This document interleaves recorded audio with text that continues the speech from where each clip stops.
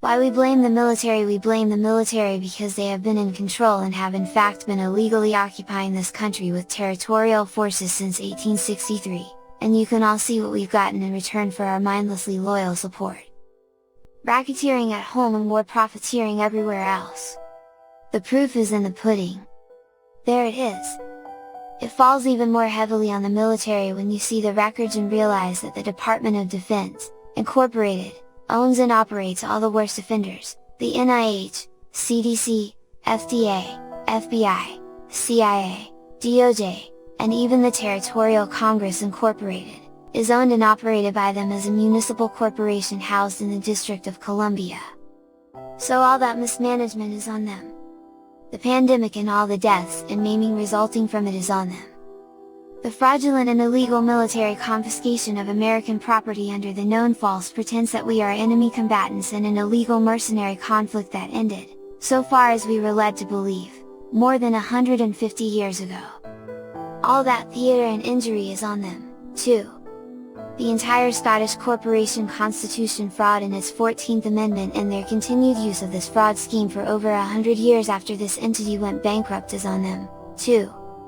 The existence of the fabricated military district serving as a basis for their continued illegal occupation of this country and their oppression of our people via their equally illegal and unauthorized military district court stands as additional proof of the self-interest and criminality and criminal mismanagement of these municipal corporations residing in the District of Columbia.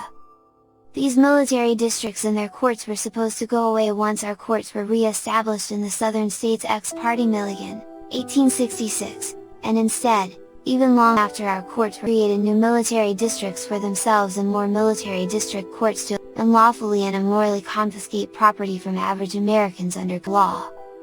See the Act of Congress, May, 1865. Then you realize that, as they own their territorial Congress, all this show of button fighting to get what they need is nonsense. It's all nothing but theater and we've been the audience.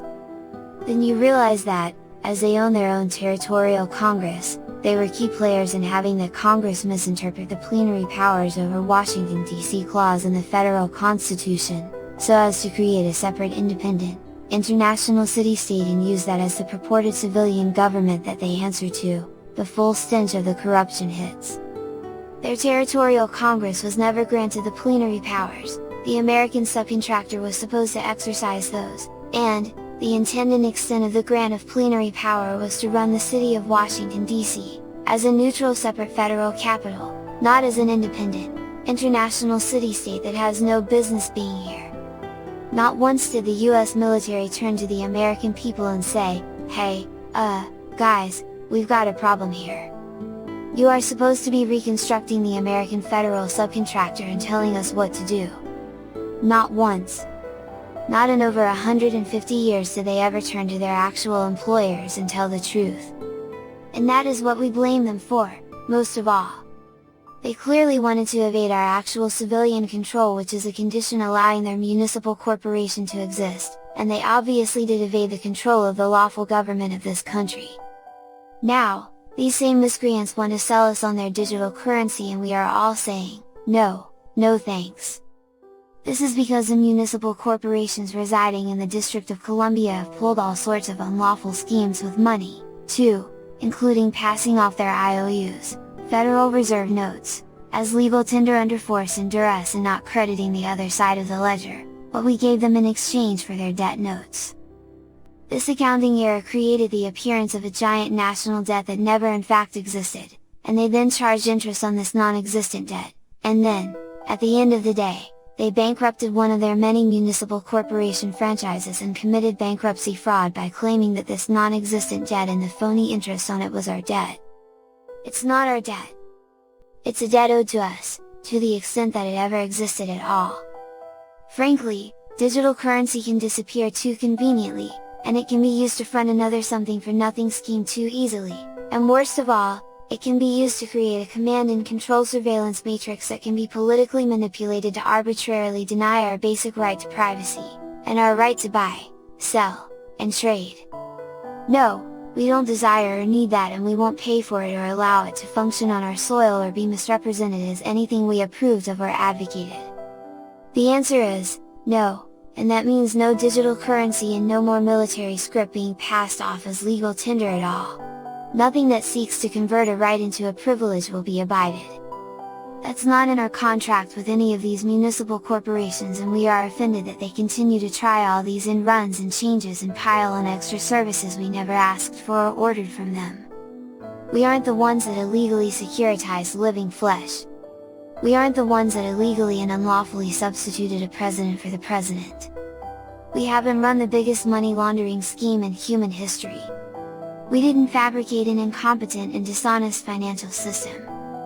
We aren't guilty of fraud, racketeering or war profiteering, bankruptcy fraud, or anything else. These municipal corporations residing in the District of Columbia and in other so-called enclaves around the world, like the global Federal Reserve banking system snuggled up in their own private enclave in Switzerland, are guilty of all of that and more. Most of all, we are not the object of the command and control of these municipal corporations. They are the object of our command and control, instead. They can take their XRP and all the rest of their gobbledygook digital currency and QFS blather and shove it, and that's straight from the actual unincorporated Federation of States. We wish for a simple transparent system to return prepaid credit to the victims of all this chicanery in a cash system based on actual assets that uses carriage accounting. We have built that for ourselves and for our military to use from now on. It may be old school, but it's honest and it works. These municipal corporations residing in the District of Columbia are the ones that need to be monitored and surveilled and kept out of other people's pockets. Not us. We aren't the criminals responsible for this smoking pile of dog dung. They are. Lincoln had no authority to issue orders to the military. Once he passed himself off as a president instead being the president, he was acting in fraud, a fraud which left the municipal corporations in the District of Columbia and their employees operating without oversight from the actual civilian government of this country. It was fraud, and it was illegal and unlawful even back then, in the early stages of it. All the presently existing municipal corporations in the District of Columbia, and their franchises operating without authority to do so throughout the United States, have been tainted by this fundamental fraud against their employers and by their own actions ever since. We wish for all the municipal corporations that have been residing in the District of Columbia to be liquidated, including the military examples of the same. They have all been criminally mismanaged in breach of trust and service contract for over 150 years. We wish for these endlessly criminal organizations to be shut down outright and are transferred and transitioned in the case of our actual defense needs. We wish for all territories and territorial assets of these offending municipal corporations to be returned to us as they are our possessions under international law. They do not now and never did belong to any municipal corporation. They belong to the United States, not the United States. And that's the proper nomenclature since 1851. If the perpetrators of these schemes don't immediately stop all mRNA injections of all kinds, to us and to our animals, they will go down in history as a criminal mercenary force that attacked their employers and their own people back home. They and their uniforms will be subject to eternal shame and infamy, and they will deserve that. It will also be another very black mark against the principals operating these municipal corporations, business with any municipal service provider, when they can see how we have been served by these fraud artists, robbed, and misrepresented. And evil corporations acting under color of law.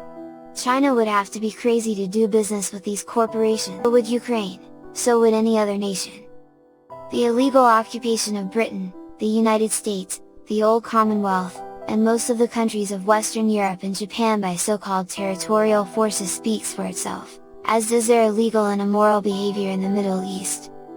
Attacking Syria and Libya both under false pretenses, is just one example of the actual evil empire, the British territorial empire, that has been benefiting itself from these lawless municipal corporations housed in our District of Columbia.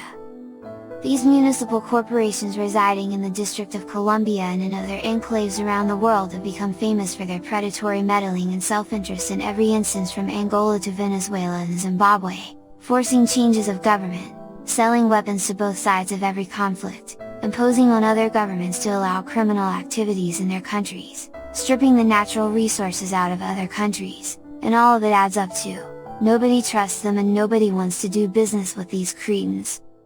And why should they? These are foreign municipal corporations housed in the District of Columbia. Purportedly, they are here to fulfill our constitutional contracts with their principals, except that they have done everything possible to evade their actual obligations and have instead sought to defraud, entrap and misrepresent their employers. We blame the US military for all of the skullduggery, malfeasance, misrepresentation, misadministration and outright crime, because they literally own and make profit from the organizations responsible for it. We blame them for taking orders from fraud artists, beginning with Abraham Lincoln, instead of arresting the treasonous miscreants the military put them in power. We blame the military for substituting fake corporate elections for our public elections and doing nothing to inform, support, help, or defend their actual employers. We hold them to account for illegally occupying this country for 160 years, and racketeering against us and illegally confiscating assets from us, innocent civilians, the whole time.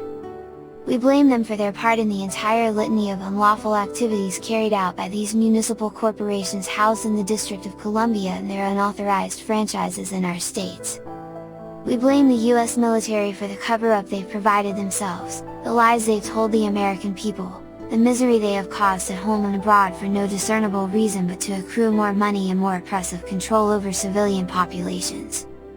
We blame them for lying and saying that we were absent, and we observe that they had no trouble finding us after they deliberately misidentified us as part of the territorial and municipal citizenry and trafficked our good names into their foreign jurisdiction.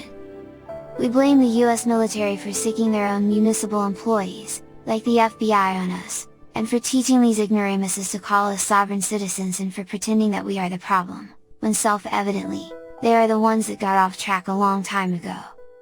We blame them because all these same people and subcontractors were supposed to be protecting us against all enemies both foreign and domestic and getting paid the whole time to do it. Guess they conveniently forgot about the domestic, with respect to them, part of that obligation. And now, we wish for the District of Columbia municipal corporations to be liquidated and or transitioned and transferred to our direct control without any more monkey business. We claim every piso worth of everything they have stolen, leveraged, and rat-holed as federal pension funds, public investment funds, and so on. Issued by Anna Maria Reisinger, Fiduciary the United States of America in care of Box 520,994 Big Lake, Alaska 99652.